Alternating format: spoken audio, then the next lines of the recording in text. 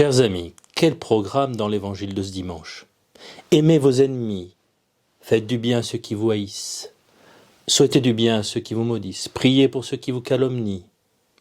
À celui qui te frappe sur une joue, présente l'autre joue. À celui qui te prend ton manteau, ne refuse pas ta tunique.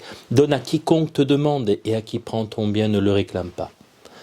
Comme je vous l'ai partagé dans un café de 2 minutes, ces paroles de Jésus me réveillent, mais elles me donnent aussi envie de renoncer, de spiritualiser tout ça, de donner un sens acceptable à ces phrases, de me sauver moi-même en faisant le contraire, car je n'ai pas envie de devenir masochiste.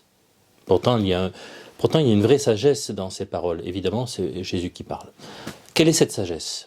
Me vient à l'esprit l'histoire d'un couple qui traversait une crise. Il y avait beaucoup d'agressivité entre eux, de la mesquinerie, des petits coups en douce, des paroles amères, de la vengeance. Bref, toutes les formes subtiles de l'agressivité y passaient. Ils étaient dans cette spirale de violence, comme un mauvais match de tennis, où chaque coup provoque l'autre coup, chacun essayant de gagner. Gagner quoi d'ailleurs ? On ne sait pas.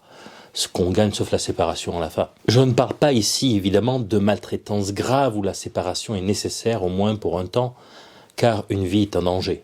Je parle d'une crise ordinaire que peut vivre et traverser tout couple. Heureusement, ce couple a réussi à sortir de cette spirale de la violence pour retrouver la bienveillance et l'amitié qui sont à la base de toute relation de couple.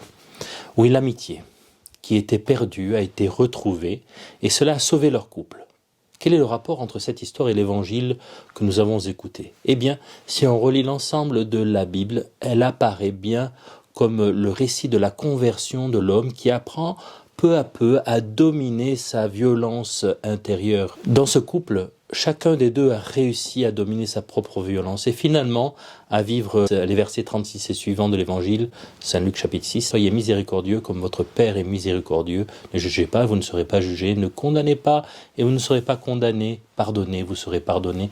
Donnez et l'on vous donnera. C'est une mesure bien pleine, assez secouée, débordante, qui sera versée dans le pan de votre vêtement, que la mesure dont vous servez pour les autres servira de mesure aussi pour vous. Par inspiration de Dieu, au lieu de laisser aller ma violence à la vengeance, je décide apparemment de perdre. Oui, apparemment seulement, car le verset 35 nous dit « Alors votre récompense sera grande et vous serez les fils du Très-Haut. » En rompant la spirale de la violence, je m'ouvre à plus grand et à plus profond, l'Esprit Saint.